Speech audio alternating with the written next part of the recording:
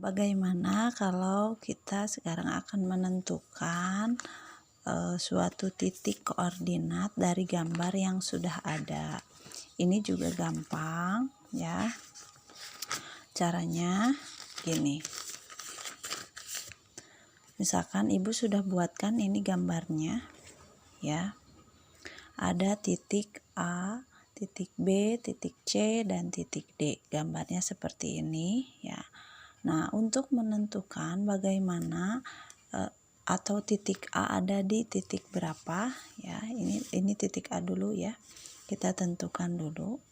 Caranya begini, ingat untuk menentukan suatu titik tadi, rumusnya atau caranya, misalkan titik P ada titik X dulu, koma Y baru Y, jadi X dulu baru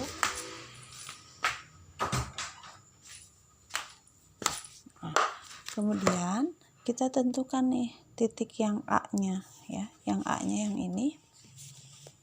Yang A-nya yang ini ya. Nah, kita lihat dulu di titik X-nya ya, atau kita bercermin dulu pada titik X, pada garis X.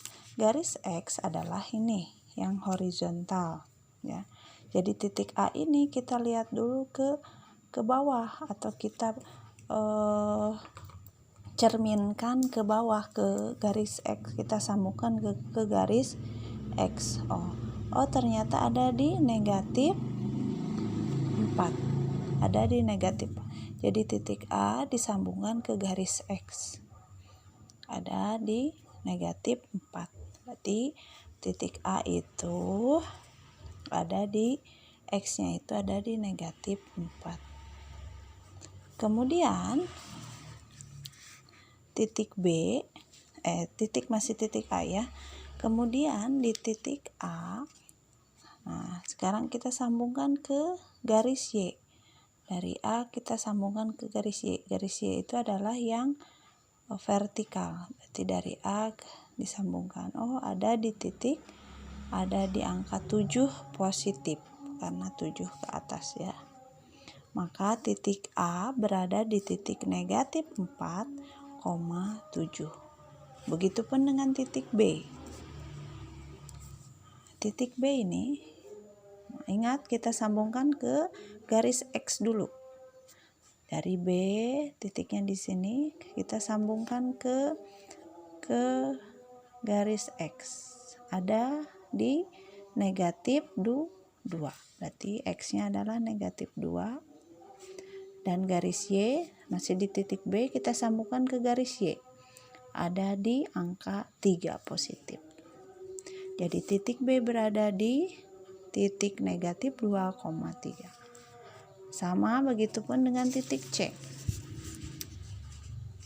Titik C ada di sini ya, kita sambungkan ke garis X. Titik C kita sambungkan ke garis X, ada di angka 2. Berarti X-nya adalah 2. Dan kita sambungkan ke garis Y. Y-nya ada di negatif 2. Jadi titik X itu ada di 2, negatif 2. Dan titik D juga sama caranya. Titik D kita sambungkan dulu dengan X, dengan garis X. Garis X adalah ini, berarti dari titik D kita ambil titik-titik ke atas. Ada di negatif 5, tulis negatif 5.